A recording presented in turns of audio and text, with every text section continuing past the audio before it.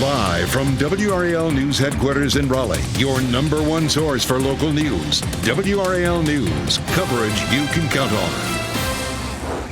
A former Raleigh police detective pleads guilty to a felony charge connected to wrongful arrest. His sentence straight ahead. Plus, an early dismissal at a Johnston County school, the issue that caused several students to be treated for nausea and headaches. How can you have fun when you're uncomfortable and your head's on a swivel all day? And a campus on edge. Classes are canceled at Morgan State University after the third shooting in as many years during homecoming celebrations. Right now at noon, we have a major development in the Hedingham shooting that killed 5 people nearly 1 year ago. A judge has ruled that the suspected shooter, Austin Thompson, who was 15 at the time, will be tried as an adult. WRAL's Chelsea Donovan is live at the Wake County Justice Center, where this story is still unfolding. Chelsea. Absolutely, Renee. Within the last hour, a transfer hearing was held for the suspected shooter, Austin Thompson, in that Hedingham massacre that you'll recall happened 1 year ago. You'll recall that Austin Thompson was just 15 at the time of those killings. Now, today, during a closed-door hearing, a judge cleared the way to transfer Austin Thompson to Superior Court. And in a document obtained by WRAL, Thompson is facing 10 different counts. Let's run through them. 5 counts of murder, 2 counts of attempted murder, 2 counts of assault with a deadly weapon with intent to kill, and 1 count of assault with a firearm on a law enforcement officer. Now, that document I mentioned that we obtained states that a juvenile petition was filed for Thompson on October 14th. That's only 1 day after those murders at Hedingham. Then a judge found probable cause in August that Thompson was alleged to have committed these multiple felonies. Now, this hearing today was to transfer Thompson's case to Superior Court, where he will now be tried as an adult. Now, as I mentioned, this was a closed-door hearing in juvenile court, not open to the public, but just family inside. Let me show you some video of Alan Thompson. This is Austin Thompson's father walking down the hall after that hearing came to a close. We did see his attorney walking with him side by side. We understand, though, in the document that we obtained, that Austin Thompson will be appointed a public defender. He is expected to have a bond hearing and an arraignment on all of these charges in just a few weeks, the week of November the 6th. So big developments still unfolding here at the Wake County Justice Center. You know you'll be following it. Chelsea Donovan reporting live from the Wake County Justice Center.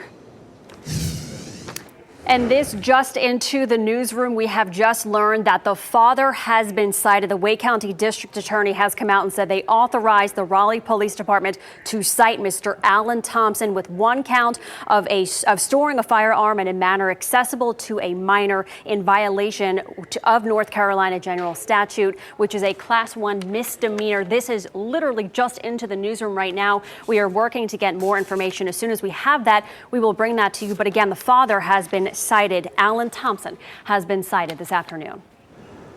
Michelle, thanks for that update. Cumberland County deputies are searching for a person who stole a trailer and led them on a chase. WRAL's Gilbert Bays joins us live from Highway 210 right now. Gilbert.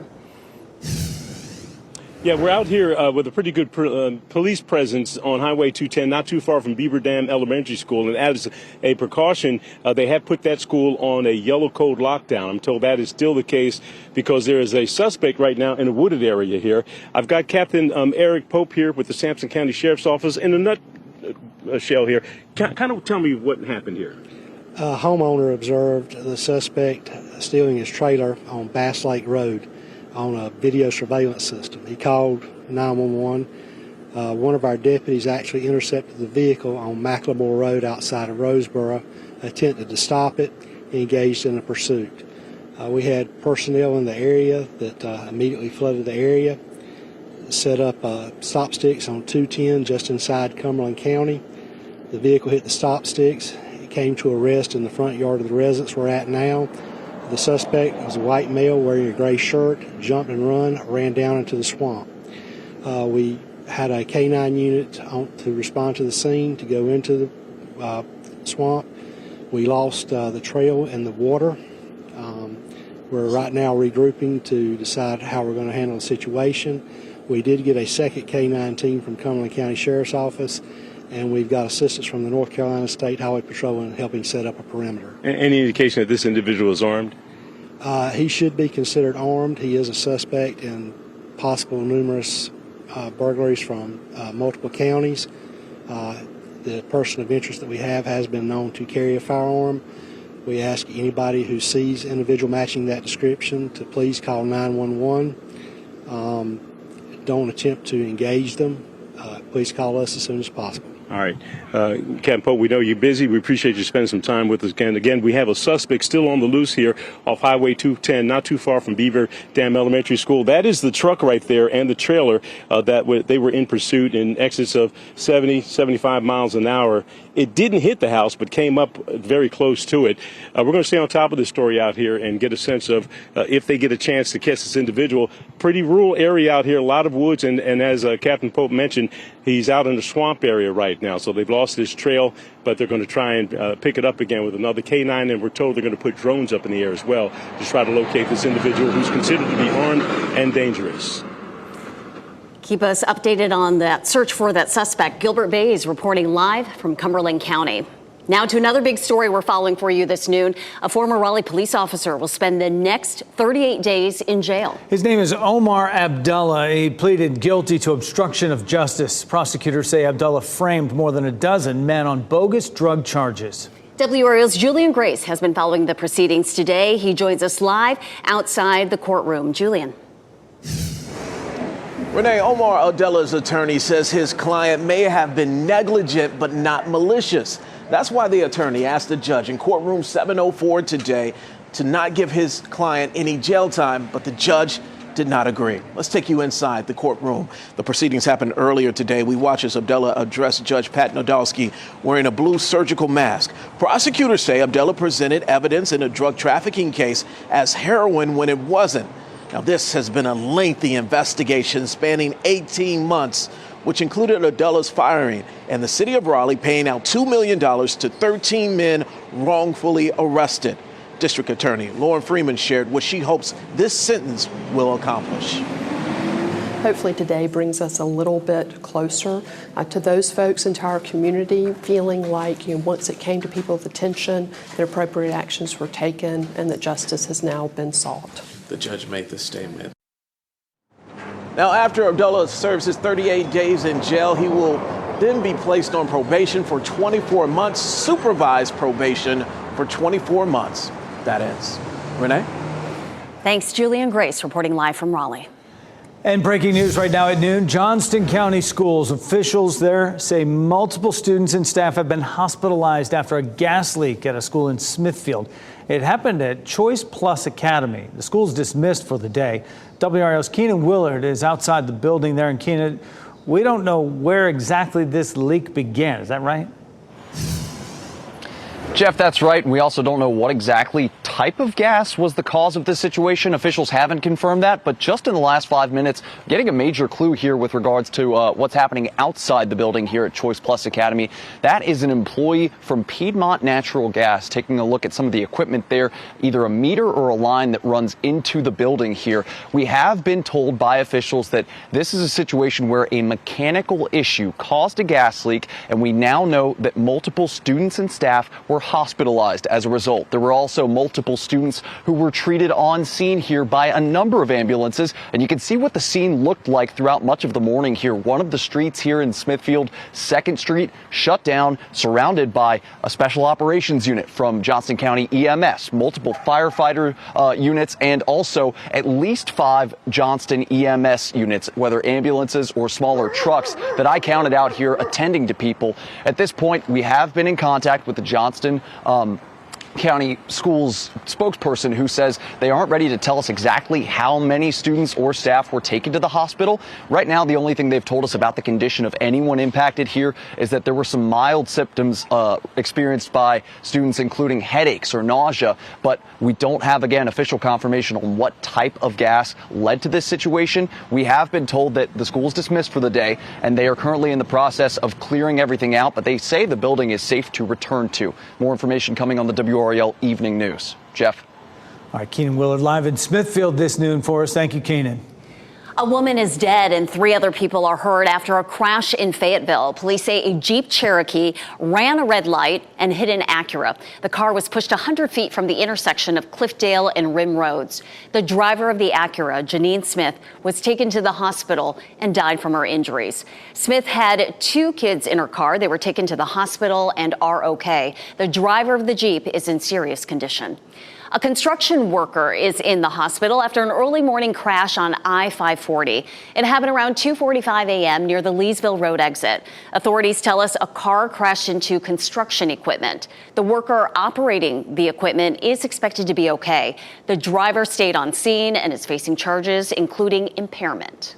Wake County has a new emergency operations center. Officials say this will help manage incidents and keep the community safe, especially during emergencies. The new center features more space for employees, teleconferencing capabilities, and private rooms. Plus, the space has new tools to monitor any ongoing incidents. In the old space, we simply did not have the footprint to allow the number of staff we needed to come in and do the jobs that they needed to do. The center underwent renovations for more than a year. The price tag for the entire first floor of the county office building was almost $7 million. All right, remember, the government will be testing millions of cell phones across the nation this afternoon. FEMA and the FCC will issue the alert at 2:20 p.m. this afternoon. Cell towers will broadcast the test for approximately 30 minutes. You should also receive a text saying that it is only a test. If widespread severe weather or significant events postpone this test, the backup testing date is October 11th. Raleigh police and local businesses are partnering for a National Coffee with a Cop Day. This year's event is taking place at locations throughout the city.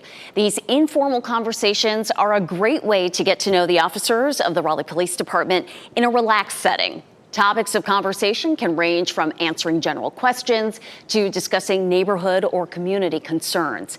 National Coffee with the Cop Day began as part of National Community Policing Week in 2016. Still ahead this noon, still on the loose. The search continues for the person or persons who shot 5 people on a college campus in Baltimore. The disturbing trend happening at Morgan State's homecoming.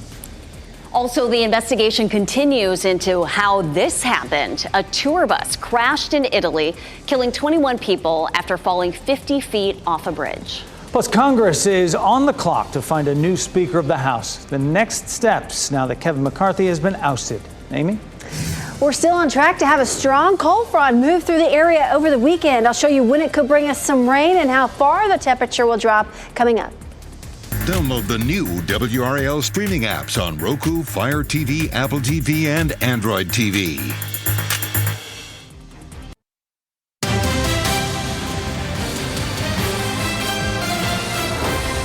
For the 3rd year in a row, gunfire erupts at homecoming activities at Morgan State University in Baltimore, Maryland. This time, 5 people were shot. All are expected to survive. Lucas Tomlinson reports the gunman is still on the loose. The bullets hit the glass behind my head. It's another day here. Students at Morgan State University left shaken after a shooting injured at least 5 people on the Baltimore campus Tuesday night. Investigators say they are now looking for more shell casings and additional evidence. The suspect is still at large. The scene remains active, and we are working alongside our many federal law enforcement partners to piece together everything that exactly happened. Police say the shooting unfolded outside a crowded homecoming celebration around 9:30 p.m. local time. The campus going into an hours-long lockdown as a SWAT team went door to door looking for suspects. Officers say they located the 5 victims ages 18 to 22 years old within minutes. They were taken to the hospital with non-life-threatening injuries. Students and their parents now trying to process this tragedy. If he feels comfortable to come back right now, the way life is going, we really can't just hide from life anymore. You can't keep yourself in fear. As the investigation continues, Baltimore Mayor Brandon Scott says the shooting highlights the need for nationwide gun reform. When will the sanctity of American lives and the sanctity of American college students and students that get their education outweigh the sanctity of American guns? Now, classes at Morgan State are canceled today. Counselors will be available for students. 21 people are dead and a dozen others are hurt after a tour bus plunged from a bridge in Venice. Authorities say the bus drove through a barrier and plunged almost 50 feet near railroad tracks connected to Venice by a bridge. 3 children, including a baby, were counted among the dead. Police are investigating what led to that crash. Here in the U.S., 2 people are dead and a third person is in serious condition after this small plane fell from the sky and crashed onto the roof of a home in Oregon. No one was home at the residence when the plane crashed. 2 of the people inside the plane died at the scene. A third person was pulled out and flown to a hospital in Portland. The cause of the crash is under investigation.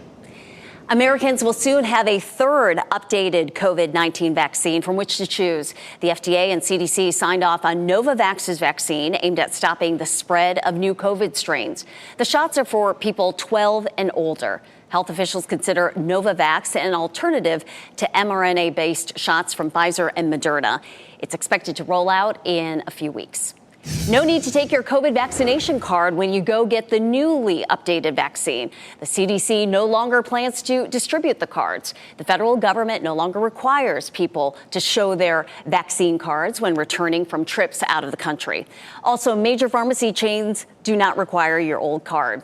If you want a copy for your records, you can get it from the State Department's Immunization Information System. Today, the Supreme Court will hear a dispute over whether a self-appointed tester of the Americans with Disabilities Act has the right to sue hotels over alleged violations of its provisions. The ruling could have a significant effect on the practical effectiveness of the landmark legislation.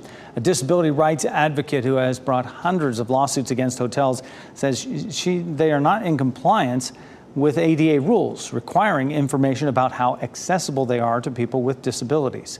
The Florida woman filing the lawsuits uses a wheelchair and has a visual impairment. She doesn't intend to visit the hotels, rather to force hotels to update their websites to be compliant with the law. Some student loan borrowers who are trying to make payments say they're experiencing serious customer service issues. Customers cite long wait times and dropped calls, which they say this is making it hard for them to make the payments. 19 state attorneys general sent a letter to the education department saying borrowers should not be required to pay their debt until the issues are fixed. Student loan repayments began this month after more than a 3-year pandemic pause. Pull out the yoga pants and sweats. The State Fair has announced its newest food for this year's State Fair. Some of the additions include bacon, mac and cheese, deep fried gimbap, little locust empanadas, a taste of vegan and boozy cupcakes. There will be 54 total new foods for you to try. We will have a list of all the food options for this year's State Fair right now on WRAL.com.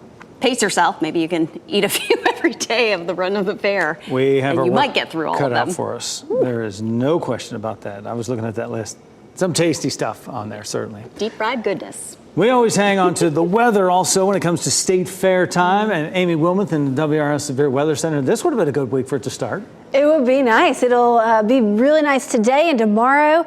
Over the weekend, we're going to have a big cool down. This is a live look at Chapel Hill. This view comes to you from Top of the Hill Restaurant. A little bit of cloud cover here in Chapel Hill, but also some sun shining as well. This is a live look at downtown Raleigh. Kind of the same picture here. You see some clouds, but you see some blue sky as well. Looks a little bit gray here over downtown Raleigh.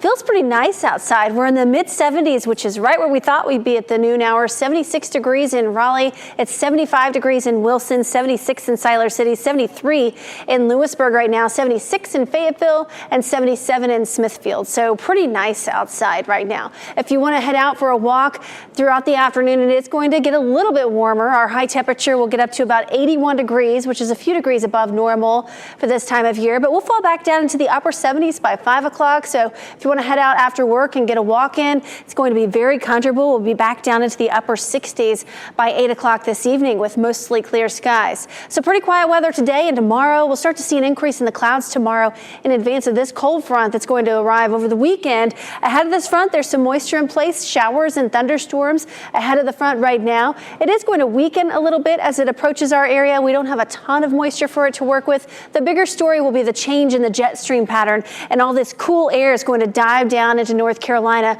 over the weekend. Now tomorrow, this is Thursday. We're still in the orange here. It's still going to be warm with temperatures in the 80s. But by Saturday, the second half of Saturday, that cool air starts to invade from the north, and it's going to be chilly Sunday morning. Temperatures will be in the upper 40s. So we have some cooler temperatures on the way. The normal low this time of year is 56. We'll be pretty close to that for Thursday morning. Low 60s for Friday and Saturday morning. But then Sunday and Monday, you'll really start to feel it in the morning. 49 for the low Sunday, and then 44 for the low temperature Monday morning. That is certainly some jacket weather there. If you're headed out this weekend, maybe to one of the local pumpkin patches, we have them all on our website, WRAL.com. Just search pumpkin patch. We have a comprehensive list of areas that you can go. It's going to be nice weather for that. We might have a shower early on Saturday.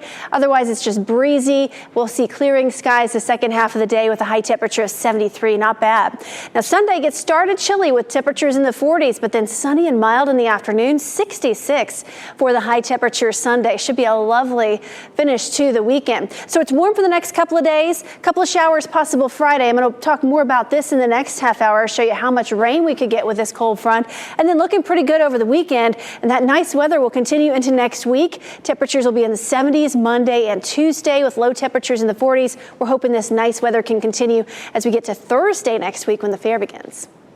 Pretty good looking 7 days there. Amy, thank you. An indoor rec center, a splash pad, pickleball courts, all of these and then some could soon be coming to your neighborhood parks. It all may sound great, but who's paying for all this and how much? Today at 4, Matt Tallhelm explains just how much you'll be paying if voters approve new proposed bonds. 5 on Your Side is committed to keeping your family safe. Coming up, Consumer Reports is going to share their top picks for infant car seats, and these are going to work on any budget. Taco Bell is offering its Taco Lovers Pass for another day for National Taco Day today. And mortgage rates are closing in on 8% now. Those are among today's business headlines with Maribel Aber. Mortgage rates are heading toward 8%. The average rate on a 30-year fixed loan rose to 7.72% yesterday. That's according to Mortgage News Daily. Rates haven't been this high in almost 23 years. Mortgage rates tend to loosely follow the yield on the 10-year Treasury note, and that's been climbing lately after strong economic reports. Still more than a week to go before Taylor Swift's concert movie opens, and it continues to set records for pre-sales. Cinemark says demand for pre-sale tickets for the Eras Tour movie is 10 times higher than any other film it's released. That follows theater chain AMC saying its first day of pre-sales, it shattered a record with 26 million of tickets sold. That was in less than 3 hours after tickets became available. The Eras Tour movie opens next Friday, October 13th. Forget Taco Tuesday. How about National Taco Wednesday? To celebrate, Taco Bell is bringing back its Taco Lovers Pass for a limited time. You buy the pass for $10. You use it for 1 free taco a day for the next 30 days. There's a catch. You have to download Taco Bell's mobile app where the pass will appear in your rewards dashboard. Hurry, though. The pass is only available to purchase through today. Those are your business headlines. I'm Maribel Aber at the NASDAQ Market Site. There are just 82 days left until Christmas. Yeah, let that sink in. And if you're working on your toy list, Target is teaming up with Disney and FAO Schwartz with a wish list. Most of the toys under $25. Among the exclusives, a Disney 100 retro reimagined Disney Princess Ariel fashion doll, Marvel Avengers 60th multi-pack, and a Paw Patrol vehicle playset. Beyond its top toys list, Target also has thousands of additional toys under $25 to ensure gifts work for all budgets. Next at noon, we are learning more about a woman killed in Durham earlier this week. Ahead, how her colleagues are remembering her. And we continue to follow breaking news from a Wake County courtroom. The suspect in the Hedingham mass shooting will be tried as an adult. What the district attorney says went into that decision. Now, breaking news from WRAL. Coverage you can count on. Our top story today, 2 major developments in the legal case around last year's mass shooting in Hedingham. The teenage suspect, Austin Thompson, will face murder charges as an adult in this case, and his father has been cited as well. WRAL's Chelsea Donovan broke this news right at noon and just spoke with the district attorney. Chelsea, what did she say? Yeah, obviously this is a big development for her and her team. You'll hear from her in a moment, but let's set the scene as to what happened here in the Wake County Justice Center earlier this morning. Austin Thompson was in court for that transfer hearing. He, as you know, is a suspected shooter in the Hedingham massacre that killed 5 people and injured several more. He was only 15 at the time of that shooting that happened on October the 13th. Now, during today's hearing, a judge cleared the way to transfer this case against Thompson to Superior Court. He is now facing 10 different counts, 5 murder counts, 2 counts of attempted murder, 2 counts of assault with a deadly weapon with intent to kill, and 1 count of assault with a firearm on a law enforcement official. Now, this document that we obtained earlier today states that a juvenile petition was filed against Thompson on October 14th. That's only 1 day after the shooting there at Hedingham. He was alleged to have committed multiple felonies during that time, and we've just got done speaking with District Attorney Lauren Freeman about the hearing. Take a listen to what she had to say about this long road and this process. Yeah, this is a case, obviously, that has had tremendous significance for our community. It is one that we have diligently worked on behalf of the families of the victims here. This is, again, a first step now in the adult court process of Superior Court. Mr. Thompson will be entitled to all the same presumptions of innocence as any defendant in this case will now have to work its way through the Superior Court. But certainly now being in a position where the public can see progress being made in the case and know that it is something that we have put a priority on is important to us. And so with that, Austin Thompson has been indicted on multiple counts. We'll show you some of those indictments in our later newscast. But like she said, all of this becomes open and public. We should also mention his father. Let's show you some video of Alan Thompson. He was actually in this closed door hearing today in juvenile court. He is also now facing 1 count of storing a firearm in a manner accessible to a minor. That's in violation of a statute. That is a Class 1 misdemeanor. District Attorney Lauren Freeman didn't go into that, but did say he was charged possibly with helping Austin Thompson get his hands on one of those firearms. Now, Austin Thompson, he goes back into a juvenile detention facility where he's being held under no bond. He'll come back to this courthouse on November the 6th in just about a month for a bond hearing. So that's the latest here from the Justice Center. We'll have more on this developing story online and in our later newscasts. Big developments in this case as we approach the 1-year mark in the Raleigh mass shootings on October 13th. Chelsea, thank you. We're learning more about the Durham woman who was shot and killed early Monday morning. Durham police say 30-year-old Angela Reese died from her injuries. Duke University says she was a graduate student there. WRAL's Monica Casey is there now. Monica, what have we learned about this? Angela Reese worked at the University of Chicago before coming here to Durham. Her colleagues from Chicago say that she was a joy to work with and she had a passion for music. They describe her as smart, energetic, and positive. In a statement from Duke University, they say Reese was a second-year graduate student in the Master of Fine Arts in Dance program. That statement also says counselors are providing support to members of that tight-knit dance program and anyone else struggling with the news of Reese's death. Another woman was also injured in this shooting Monday morning. At last check, police say her vital signs are stable. Durham police say this was an isolated incident here on Worth Street. We have asked if anyone is in custody related to this shooting, but at this time, Durham police will only say this is still an active investigation. Jeff? Monica Casey live for us with that update in Durham. Thank you. And happening right now in the WRAL Live Center following some breaking news out of Washington right now. Representative Jim Jordan says that he will be running for Speaker of the House. Jordan became the first Republican to come out and say that he will run. When asked, he simply just said yes. He would replace Kevin McCarthy, who was ousted yesterday. He'll likely face House Majority Leader Steve Scalise. House Republicans will hear from Speaker candidates at a forum on Tuesday, and a vote could happen next Wednesday. Michelle, thanks. Bringing hope to thousands who suffer from mental illness. Learn more about this Sunday's Walk for Hope in Raleigh and its decades-long impact to create change.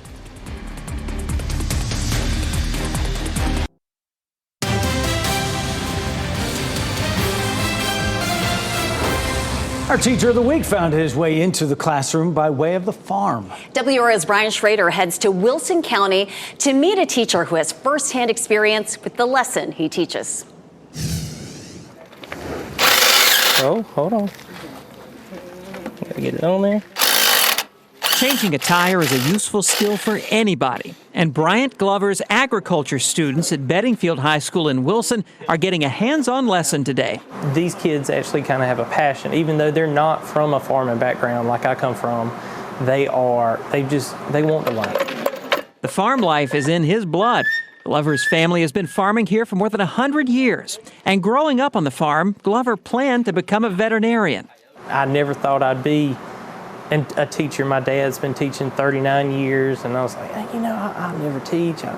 And it's the best thing I ever did. The desks that we're sitting in, the chairs, anything, the lunch you had, we would not have any of that without agriculture in our world. And Glover is good at what he does. He's Wilson County's Career and Technical Education Teacher of the Year.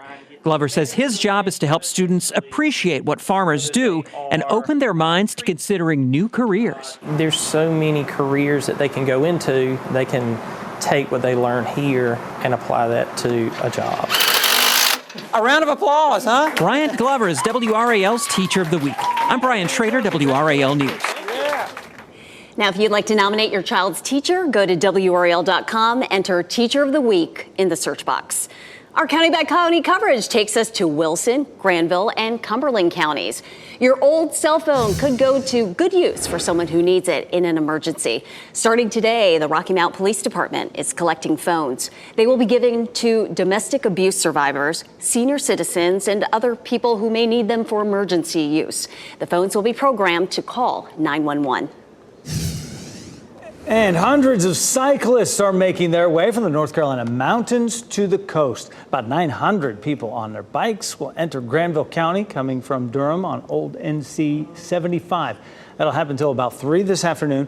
Be sure to allow some extra time if you're traveling in that area or consider taking an alternate route. Give them some space. The National Faith and Blue Weekend will take place in Fayetteville this Friday and Saturday. The event is based on the premise that law enforcement and faith institutions can work together with community leaders to help neighborhoods thrive. Join officers for coffee and conversation on Friday from 8 a.m. to 10 a.m. at Biscuitville on Rayford Road. This weekend, you have the chance to help change the narrative surrounding mental health. After the break, we'll talk with two of the organizers of the Walk for Hope and how you can participate. Plus, it went through like butter, hit the seat, and then bounced off and hit me in the leg. A driver sharing her near-death experience on a Texas highway. Whether you call it luck or divine intervention, she just says she is happy to be alive.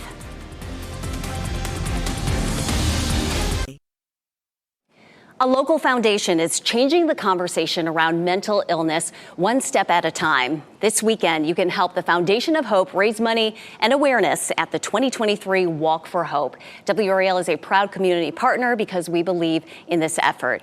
Joining us now to talk about this year's event are sisters Shelley Ure-Belk, who is the executive director of the Foundation of Hope, and Van Ure, who is the chair of the Walk for Hope and owner of the Angus Barn. Shelley, let's start with you as executive director. The Foundation of Hope is a family affair, and it all started because of a very personal connection with mental illness. Talk to us about why this means so much to you.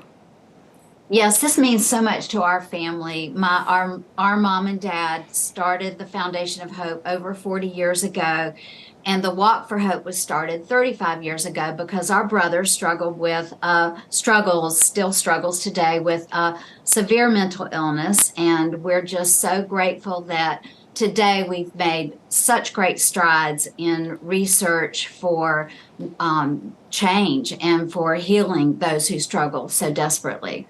Those great strides and because of the money you raised. Mm-hmm. I'm sorry, and also we're trying to get rid of the stigma that surrounds mental illness. And Van, this is the 35th year for this walk, trying to find a cure for mental illness. What do you want to say to families who are struggling with mental illness? I want to say that there is hope out there. I know it seems desperate, but we are working so hard to make major changes in not just in our state, but in the entire United States and even the world. We are really working towards a goal of one day not having such an epidemic of mental illnesses in this country. And what does the money raised from the walk help support? So the money, 100% of the money raised by walkers funds mental illness research at UNC Chapel Hill. And it's a variety of mental illness research. There's schizophrenia, eating disorders, autism, severe depression, anxiety, postpartum depression, bipolar. Yes, an array of illnesses that we support, that the research supports over at UNC Chapel Hill. And we encourage everyone to come out because it provides so much hope for families and those who are struggling. This event is truly a healing day and a fun day. It's a festival, and a walk and a run all at the same time. There's so much to do and enjoy, and it's going to be a beautiful day. It is. We're just really proud that we can take something that's really pretty sad and turn it into a day where we're raising money and everyone is having so much fun. If you don't leave there full and tired because there is so much to do, then we have not done our job. But I promise you, it will be a great day. Such an important mission and also a wonderful celebration. The 35th annual Thad and Alice Year Walk for Hope, named after their parents, takes place this Sunday at the Angus Barn. That's a meeting spot from 9 a.m. until 2 p.m. And we will also have giveaways at our WRAL booth. Come on out and meet WRAL anchors Michelle McConaughey, Casey Hintz, and meteorologist Brian Schrader. Shelley and Van, thank you so much for all the work that you're doing, and best wishes for a successful event. The weather should be very nice. Thank you so much. Thank you so much. Thank you. With that in mind, don't miss out on the Triangle's newest walk-through holiday light event. More than 13,000 lights covering 4 miles will transform the stands at the DBAP into a fantastic light show. Grab a tube and hit one of the frosty Fun Hill slopes, or hop aboard the Bulls Express and travel around the outfield in style. It all happens November 22nd through New Year's Eve. To purchase tickets, just visit WRAL.com.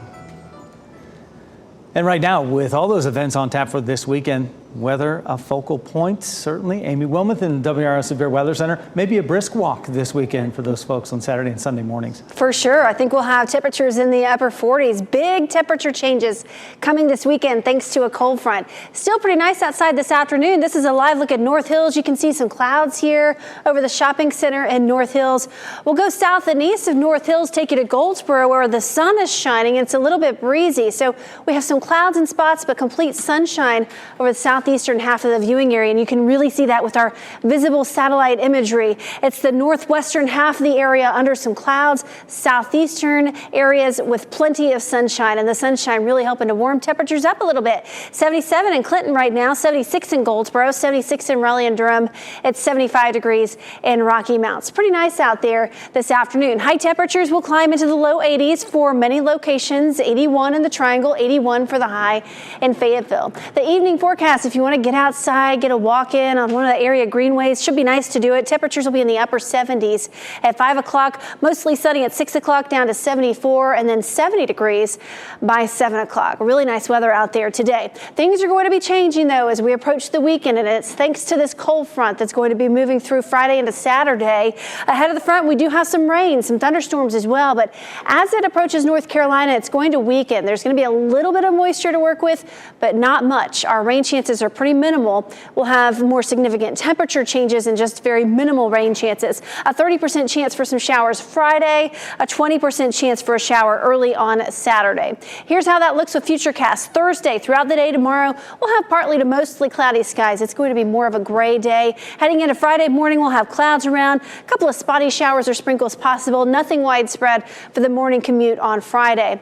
Friday at lunchtime, we'll have some scattered showers. This is just some very light rain, sprinkles, not a big big deal, mainly in our eastern counties. But in the evening, too, a stray shower, a couple of sprinkles will be possible, but it's going to be really, really light. Heading into Saturday morning, we'll have some clouds around, maybe a couple of sprinkles, but overall on Saturday, we'll have some drier air working in from the north and west, and we'll start to see clearing skies the second half of the day on Saturday. As far as how much rain we could get, up to about maybe 1/10 of an inch if you're lucky. Again, it's going to be really light rain, and not everybody sees the rain. Quick update on the tropics. Tropical storm Philippe still has winds at 45 miles per hour. It's expected to go right over Cuba late this week, early this weekend, and then heading to New England, perhaps making landfall in the Maine area on Sunday. It does get close enough to North Carolina that we'll have some dangerous rip currents over the weekend, but that's really the only impact that we'll have across our state. Temperatures in the low 80s for the next couple of days, upper 70s with some light rain Friday. Overall looking pretty good over the weekend. Much cooler Sunday with highs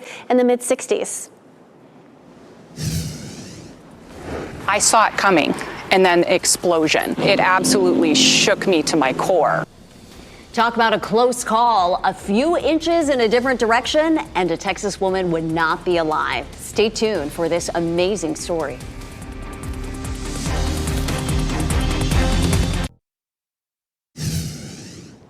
We wrap things up with a look at a few of the headlines we're following for you today. The suspect in the Hedingham mass shooting will be tried as an adult. Within the last 90 minutes, a judge ruled the case against Austin Thompson should go to Superior Court. Thompson was 15 when investigators say he killed his brother and 4 others. He's facing 5 counts of murder and 2 counts of attempted murder. Thompson's father, Alan Thompson, will also be cited in connection to the case. A gas leak at a school in Smithfield sent students and staff to the hospital. It happened at Choice Plus Academy. Johnson County school officials say a mechanical issue caused the leak. They're still working through what happened. The school dismissed early for the day. A former Raleigh police officer will spend the next 38 days in jail. Omar Abdullah pleaded guilty to obstruction of justice. Prosecutors say Abdullah framed more than a dozen men on bogus drug charges. Abdullah's attorney says his client may have been negligent but not malicious. After Abdullah finishes his 38-day sentence, he will be on supervised probation for 24 months. A close call for a driver after a 9-inch piece of rebar flew through her windshield. Amanda Killian was driving on the highway to the airport in Texas to pick up her mother when it happened.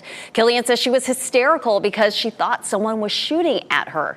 She says the impact sent glass spraying all over her face and her inside her car. I really lived through Final Destination, because if this would have came through the driver's side, I mean, it would have probably impaled me and I probably wouldn't be talking to you right now. The driver says her dog Bo usually rides in the passenger seat next to her, but not on that day. And get this, it is the second time she's had a close call with flying debris on a Houston highway. She hopes this is the last time. Our pet of the day comes to us from Cat Angels Pet Adoptions. Angelica is a sweetheart with a dash of shyness in her charming personality. While she's not quite a lap cat yet, her love for being close to her people may just lead her to the coziest of laps over time. Angelica's gentle and well-mannered nature makes her an ideal feline friend. If you'd like to meet her, all you have to do is go to the Cat Angels website and fill out an application. We appreciate you spending time with us. NBC News Daily is next on WRAL. Your next local news update coming up in 30 minutes. You can always get breaking news updates anytime with our WRAL News app. Enjoy your Wednesday. Have a great one. Keep watching WRAL News over the air channel 34 and Spectrum channel 1257.